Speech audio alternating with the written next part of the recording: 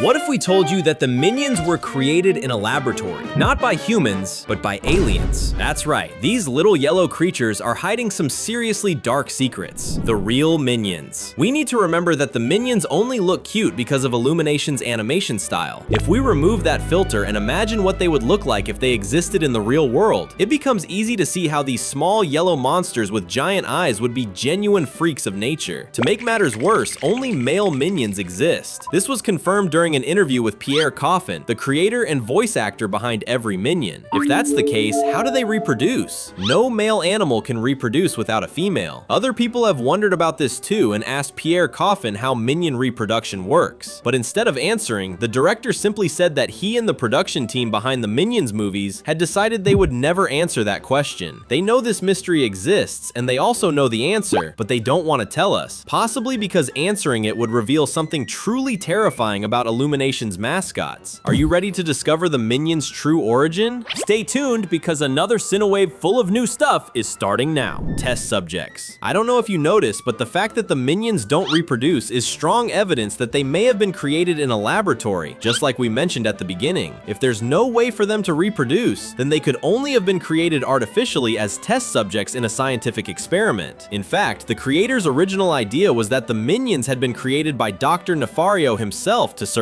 Gru. There are several pieces of concept art showing that the henchmen would have looked much more frightening back then. In other words, this idea was always there, but the movie decided not to focus on it. Almost everyone believes that this minion origin story is no longer true, but that may not be the case. The only part of this origin that was definitely discarded was the idea that Dr. Nefario created the minions, since they already existed long before he was born. Evolution. If the minions were created in a laboratory by people, then their creators must be extremely old. After all, the first solo movie about Gru's henchmen shows that they have existed since prehistoric times, first appearing as microscopic organisms and then evolving until they became the incredible minions we know today. That means whoever was responsible for creating the minions was already alive long before humans appeared, back when dinosaurs still ruled the earth. But if we really think about it, there is only one type of being that could have possessed the technology needed to create the minions in a laboratory during prehistoric times. Aliens. Aliens. That's right, everything suggests that the minions came from outer space and were released from extraterrestrial spacecraft, falling to Earth as tiny cells that gradually evolved. Even back then, they already had that instinct to work for the most evil villain they could find, and that instinct may exist specifically so they will want to serve the aliens who created them when Earth is finally invaded. It's almost as though the aliens programmed them to be the perfect henchmen. In fact, in Minions and Monsters, they become friends with Dort, a robot from outer space who came to conquer Earth. Could Dort have been created by the same aliens who made the minions themselves? Here's another question. When the aliens invade Earth, will the minions betray Gru and join their creators? Or will they abandon the mission so they can remain beside their favorite villain? What do you think? Comment down below with #aliens or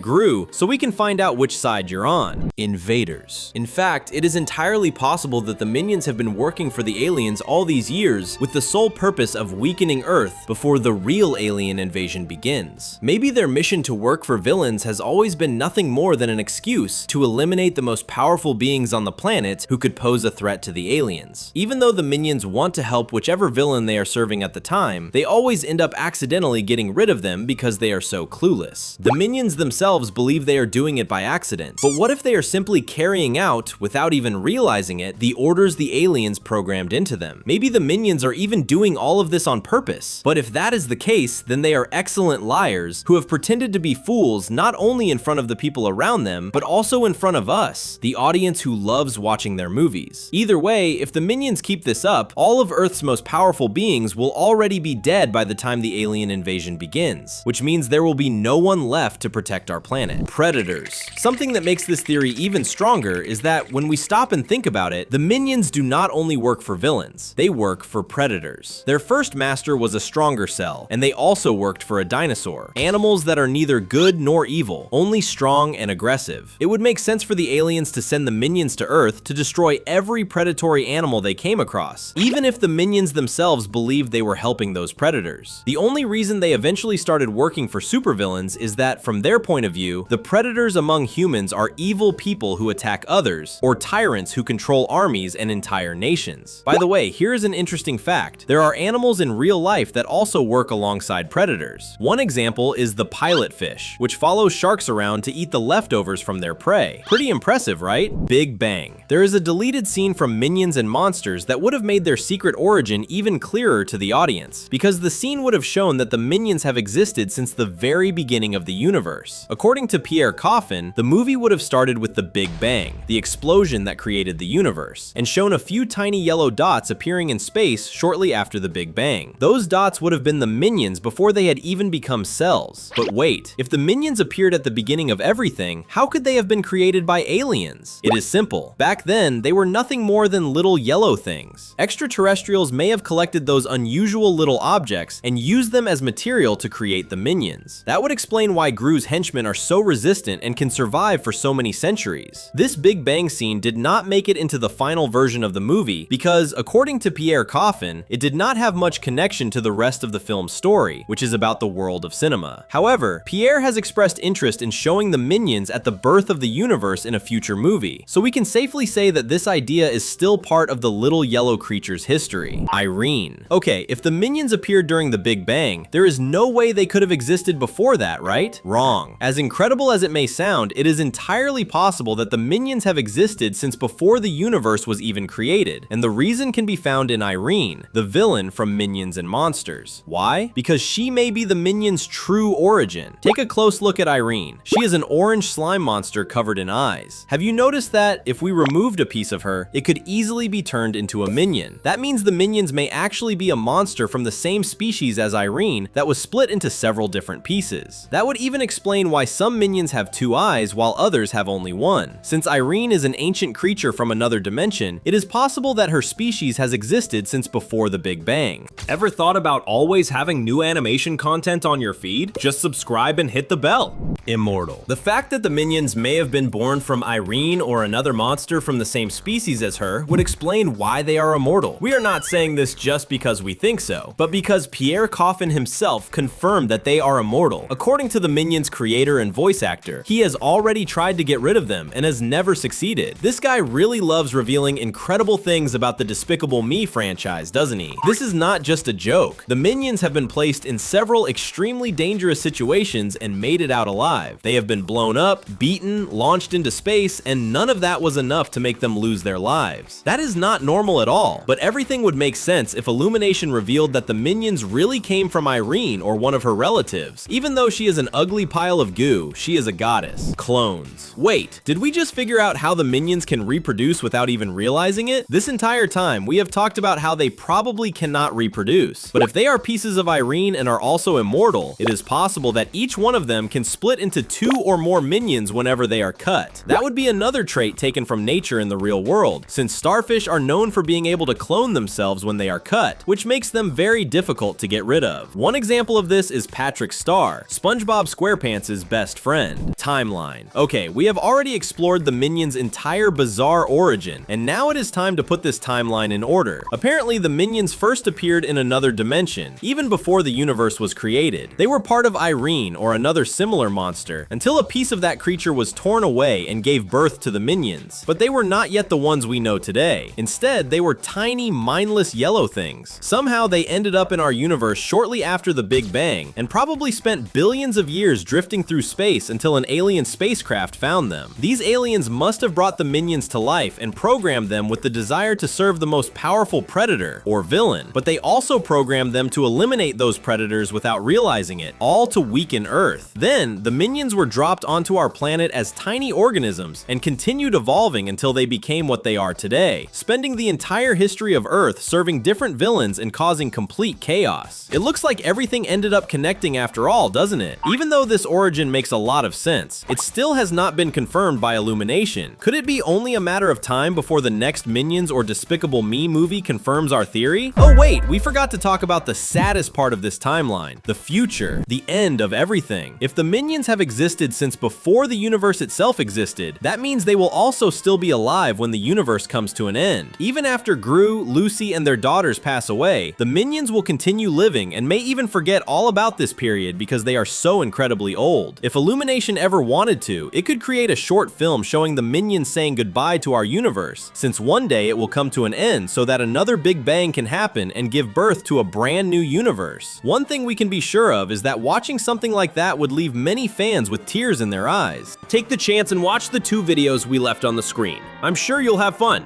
See you soon.